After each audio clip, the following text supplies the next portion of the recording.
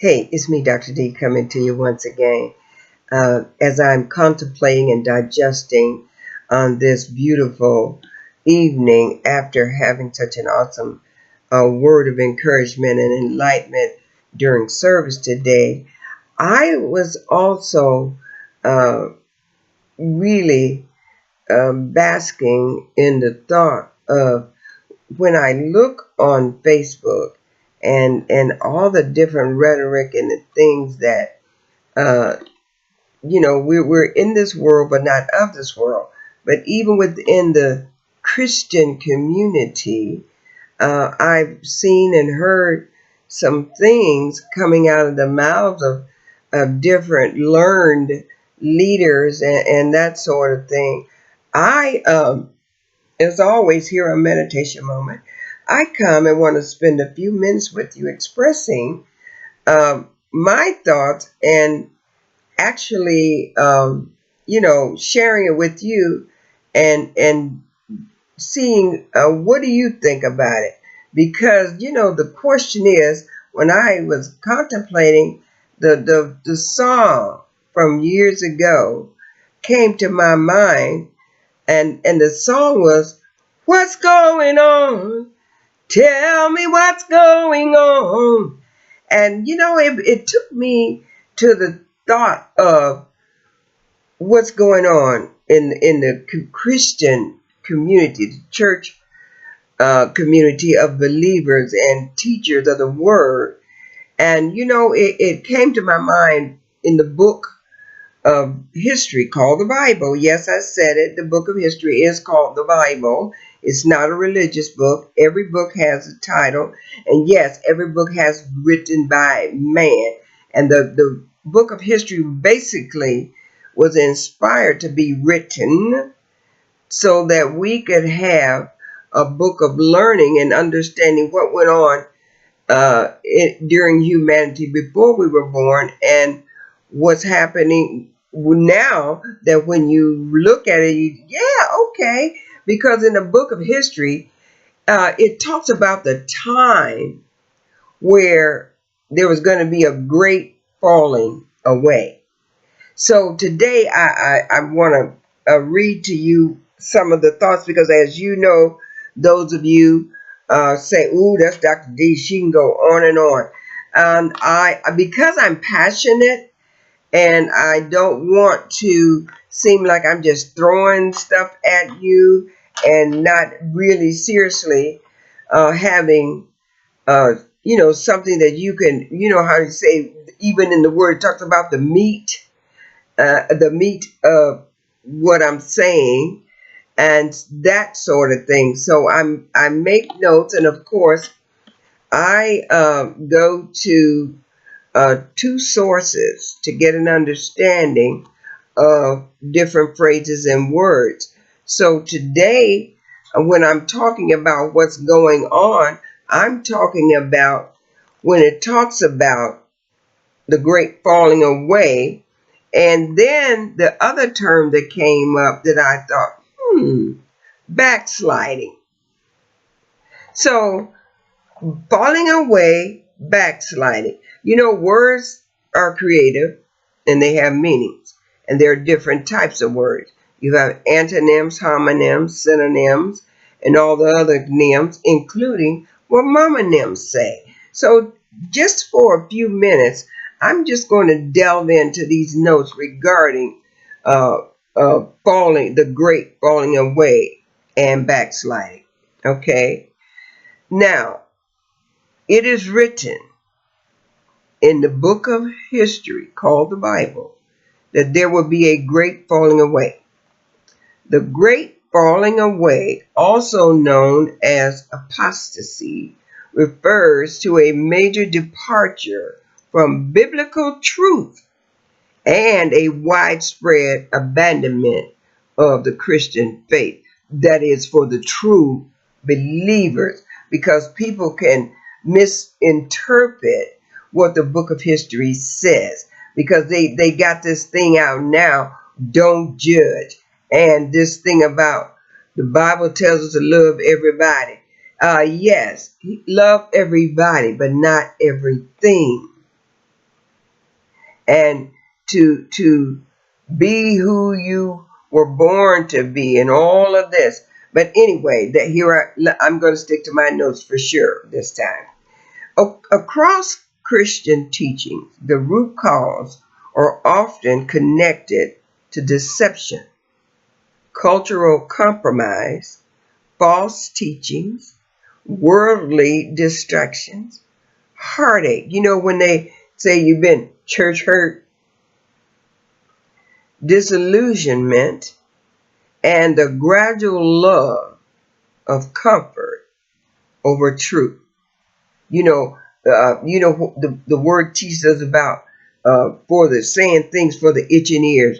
That means, to soothe them and don't make them not want to come, and all of that sort of stuff. That like in the world of teaching children the way they should go. There's seriously been a falling away on that one for sure, because with this girl, she grown and she's only 8 years old, or girl, she 3 and that's her. That's Miss so and so right there. She'd say what she wanna say and all of this kind of stuff. But anyway, the Apostle Paul warned that in the last times some would depart from the faith, giving heed to deceiving spirits and doctrines that are not rooted in truth. Many lose their footing when the cares of this world, temptations, disappointments, and personal pain begin to choke out spiritual understanding. Those of you know, when I refer to weed seeds in your garden that will choke it out, this is the kind of weeds that I'm talking about, because life is a garden, okay? There are different types of people. Like in a garden, there are different kinds of fruit that grow in the garden, okay?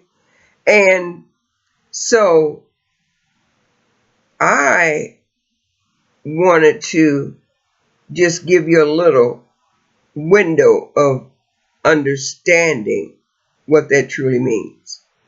And because as I look around in 2026, there's really two things going on. You have backsliding and falling away.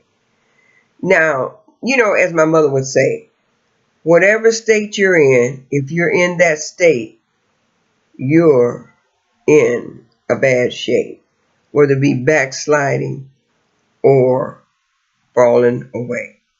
In Christian understanding, backsliding is a temporary spiritual regression. It is when a believer struggles with sin, weariness, confusion, or apathy, but still has faith and can return to alignment with God, especially when they pray for understanding and sincerely pray for discernment. And God will send someone that can connect with their spirit and translate truth from the figment of their imagination. So there is a time that you may feel that you're in a backslidden state. And there are things that can happen to you that are instigated by other people when you actually put your trust and faith in man and not in God. Because if you were in the room at some point in time of your life, you should remember when the word teaches us that every man has to get it for themselves, for real. Now, and also it comes in the teaching, the book of history, that there comes a time in your life when you reach the time of accountability. and you'll learn as you grow in life. Even, I would say, in the worldly spectrum, when they say, you grown when you turn 21, well, now they got it, you grown when you turn 18. Well, that means even in the world, when you turn 18, you should be able to make your own decisions between what's right and what's wrong. Now, according to the book of history, when you read it, and I'm in a sense with a presumptuous understanding, the true accountability to me that I have discerned to feel is when you start getting into double digits, that means you really should have the swing in your mind to know the difference between right and wrong and understand what it is to be a good person and do what's right and all of that. So at this point in time, I want you to take a look into your own eyes. Now, be sincere with yourself and ask, what state of being am I in? Am I in a backslidden state, or have I fallen away? Now, back in the day, even on TV, there were game shows. They were called To Tell the Truth. What's My Line? And then again, later on in life, they even had this one called Are You Smarter Than a Fifth Grader? Understand, fifth grade, you're in the double digits when you get in the fifth grade. Now, in each one of those shows, listen to tell the truth. Are you being truthful with yourself about your faith? What's my line? What are you lining up with? The Word of God or the ways of the world? Are you smarter than a fifth grader? Are you still humble enough, like a child, to learn what is right, what is true, and what is necessary for your life? And to tell the truth, you know you have the things of this world made, and you are unsure of where it's coming from. Never, ever feel unsure that if you're breathing, you're blessed. Because to tell you the truth, you are. You've been given the authority to continue to live and have the opportunity to do what's right. You know, you can have conversations, conflicts, comforts, political views, personalities, or even disappointments that may have caused you to drift away from the truth. Then that is what you really know is the truth. Well, if you're breathing and you know that there are things that you need to get right, well, you have the freedom. You're free. Get it right. Because if you know, then you know that the truth shall make you free.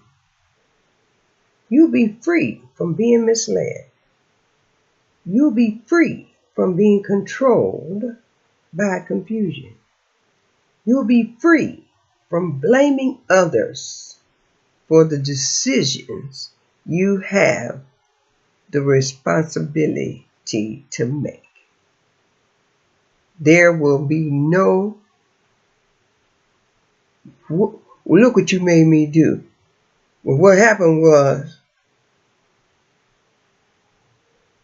that's not the answer.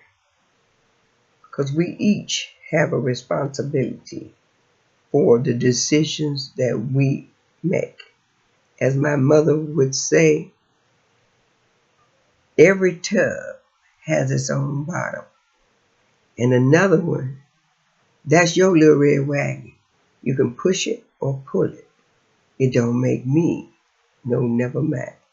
The decisions you make create the conditions of your world that you live in. So choose truth, choose wisdom, choose understanding, and choose to be in alignment with God.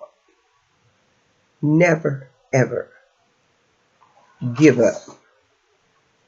You must grow up so you can show up and be the awesome, blessed person you were born to be.